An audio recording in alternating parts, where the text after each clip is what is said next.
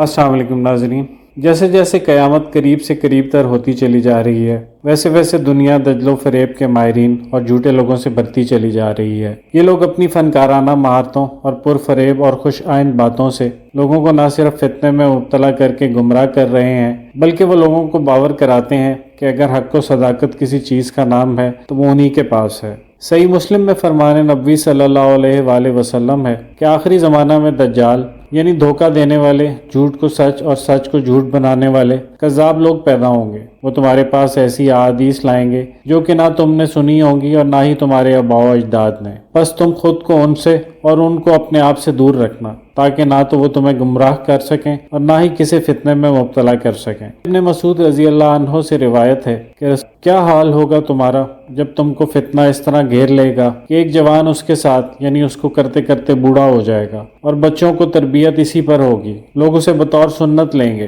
تو جب کبھی بھی اس بدعت کا کچھ حصہ لوگ چھوڑ دیں گے تو کہا جائے گا کیا تم نے سنت کو چھوڑ دیا؟ صحابہ نے پوچھا ایسا کب ہوگا؟ آپ صلی اللہ علیہ وآلہ وسلم نے فرمایا جب تمہارے علماء فوت ہو گئے ہوں گے، قرات کرنے والے کثرت میں ہوں گے، تمہارے فقہا چند ایک ہوں گے، تمہارے سردار کثرت میں ہوں گے، ایسے لوگ کم ہوں گے جن پر اعتبار کیا جا سکے۔ آخرت کے کام صرف لوگ دنیاوی زندگی کے حصول کے لیے کریں گے اور حصول علم کی وجہ دین کی بجائے کچھ اور ہوگا۔ دارمی نے اسے دو اسناد کے ساتھ روایت کیا ہے، پہلی سند صحیح جبکہ دوسری حسن ہے۔ اسے امام حاکم اور دوسروں نے بھی روایت کیا ہے۔ دوسری جگہ ارشاد فرمایا اللہ علم کو ایسے نہیں اٹھائے گا کہ اس کو بندوں سے چھین لے، بلکہ وہ پختہ کار علماء کو موت دے کر علم کو اٹھائے گا، حتیٰ کہ جب کوئی عالم باقی نہیں رہے گا تو لوگ جاہلوں کو سردار بنا لیں گے، ان سے سوالات کیے جائیں گے اور وہ بغیر علم کے جواب دیں گے، اس لیے خود بھی گمراہ ہوں گے اور لوگوں کو بھی گمراہ کریں گے۔ علماء انبیاء کے وارث ہیں۔ ہمارے معاشرے کا المیہ یہ ہے کہ ہم ہر داڑھی والے کو مولوی یا عالم کہہ دیتے ہیں، یہ جانے بغیر کہ ان میں بھی تقسیم ہے۔ علماء کا کردار ہمیں اسلام کی شروعات سے ملتا ہے، جس میں ہمیں ایسے لوگ بھی نظر آتے ہیں جنہوں نے علماء کا لبادہ اوڑھ رکھا تھا، جو اب بھی ہیں۔ مسند احمد میں فرمان رسول صلی اللہ علیہ وآلہ وسلم ہے کہ بنو اسرائیل میں پہلے جب گناہوں کا سلسلہ چلا تو ان کے علماء نے انہیں روکا، لیکن جب دیکھا کہ باز نہیں آتے تو انہوں نے انہیں الگ نہیں کیا بلکہ انہی کے ساتھ اٹھتے بیٹھتے کھاتے پیتے رہے، جس کی وجہ سے دونوں گروہوں کے دل آپس میں ٹکرا کر اللہ تعالیٰ نے ایک دوسرے سے بڑھا دیے اور حضرت داؤد اور حضرت عیسیٰ کی زبانی ان پر اپنی لعنت نازل فرمائی کیونکہ وہ نافرمان اور ظالم تھے۔ اس بیان کے وقت حضور صلی اللہ علیہ وآلہ وسلم ٹیک لگائے ہوئے تھے، لیکن اب ٹھیک ہو کر بیٹھ گئے اور فرمایا نہیں، اللہ کی قسم تم پر ضروری ہے کہ لوگوں کو خلاف شرع باتوں سے روکو اور انہیں شریعت کی پابندی پر لاؤ۔ ابو داؤد کی حدیث میں ہے کہ سب سے پہلے برائی بنی اسرائیل میں داخل ہوئی تھی کہ ایک شخص دوسرے کو خلاف شرع کوئی کام کرتے دیکھتا تو اسے روکتا، اسے کہتا کہ اللہ سے ڈرو اور اس برے کام کو چھوڑ دو،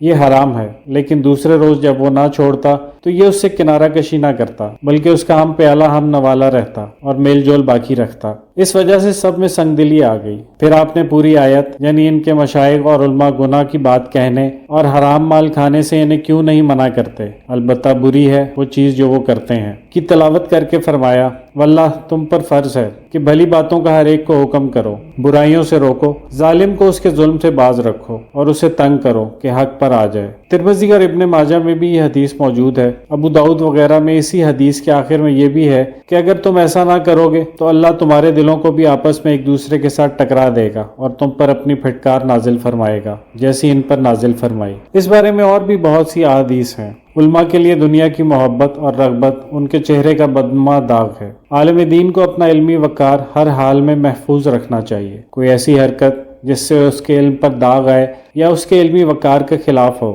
اس کے لیے مناسب نہیں۔ عوام الناس سے بے مقصد کے روابط رکھنا ٹھیک نہیں ہے۔ اولاً تو عالم کا عوام الناس سے بے سود میل ملاب رکھنا ٹھیک نہیں ہے اور ان کے ساتھ ہمہ وقت لگے رہنا فضول ہے۔ البتہ کوئی اپنی کسی دینی ضرورت سے اس کے پاس آئے تو اسے پورا کرنے میں دریغ نہیں کرنا چاہیے اور حد المقدور اس کی رہنمائی کرنی چاہیے۔ اسی کے ساتھ اس کی بھی تاکید کرو کہ اگر دنیا والے عالم سے کنارہ کشی اختیار کریں تو محض اس کے مال و جاہ سے متاثر ہو کے ان کے پاس حاضری نہ دے بلکہ ان سے کنارہ کش ہو کر اللہ تعالیٰ کی عبادت و ریاضت نیز درس و تدریس اور تصنیف و تالیف میں اپنا بیشتر وقت گزارے۔ حضرت ابو ذر رضی اللہ عنہ نے فرمایا میں ایک دن اللہ کے رسول صلی اللہ علیہ وآلہ وسلم کے ساتھ تھا اور میں نے آپ صلی اللہ علیہ وآلہ وسلم کو فرماتے ہوئے سنا، میری امت کے لیے دجال سے بھی زیادہ خدشہ ایک اور چیز کا ہے۔ آپ نے اس بات کو 3 مرتبہ فرمایا۔ میں نے کہا، اے اللہ کے رسول، وہ کیا چیز ہے جس کا آپ دجال کے علاوہ اپنی امت پر خوف کرتے ہیں؟ تو فرمایا، گمراہ ائمہ۔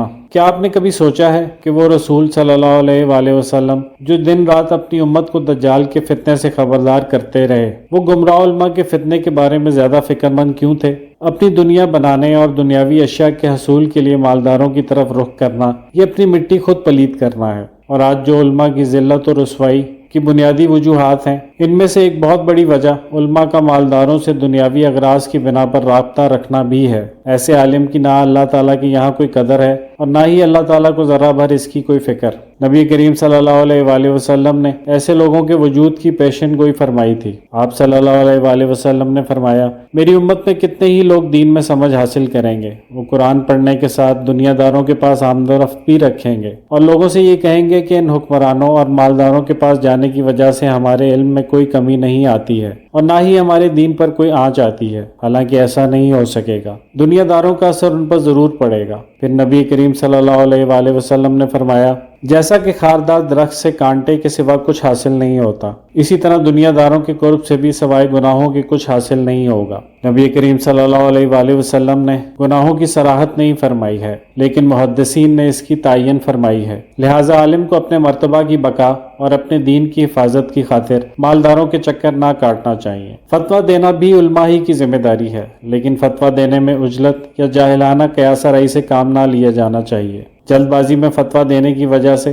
فتویٰ میں غلطی کا امکان قوی ہے اور جاہلانہ قیاس آرائی کی صورت یہ ہوتی ہے، ایک شخص شارع کے طریقے تشریح پر نگاہ ڈال کر دیکھتا ہے کہ وہ ہر مصلحت اور حکمت کے لیے ایک مناسب مظننہ مقرر کرتا اور ہر مقصد کے حصول کے لیے ایک موضوع قالب معین کرتا ہے، لیکن چونکہ یہ شخص نگاہ نبوت کی حقیقی شناسائی اور وسعت سے قدرتاً محروم ہوتا ہے اور اسرار تشریح کے تمام پہلوؤں کو نہیں دیکھتا، اس لیے وہ ایک آدھ مصلحت کو اچک کر اپنی فہم کے مطابق شریعت کی دفعات بتانے لگتا ہے۔ یہود کی مثال ہمارے سامنے ہے۔ انہوں نے خیال کیا کہ شارع نے معاصی یعنی گناہوں سے روکنے کے لیے حدود کا حکم محض اس لیے دیا تھا کہ دنیا میں امن و امان قائم ہو اور معاملات درست رہیں۔ پھر انہیں یہ نظر آیا کہ زانی کے لیے جو سزائے رجم شارع نے مقرر کی تھی، اس سے آج کل اختلاف اور جدل و قتال پیدا ہوتا ہے جو بدترین فساد ہے۔ یہ سوچ کر انہوں نے رجم کی سزا کو مجرم کا منہ کالا کرنے اور کوڑے مارنے کی سزا سے بدل دینا بہتر سمجھا اور ایسا کیا بھی۔ رسول اکرم صلی اللہ علیہ وآلہ وسلم نے ان کے اس فعل کو تحریف اور ترک احکام الہی قرار دیا۔ ابن سیرین سے روایت ہے کہ سب سے پہلے ابلیس نے قیاس کیا، چاند اور سورت کی پرستش محض قیاس نے کرائی۔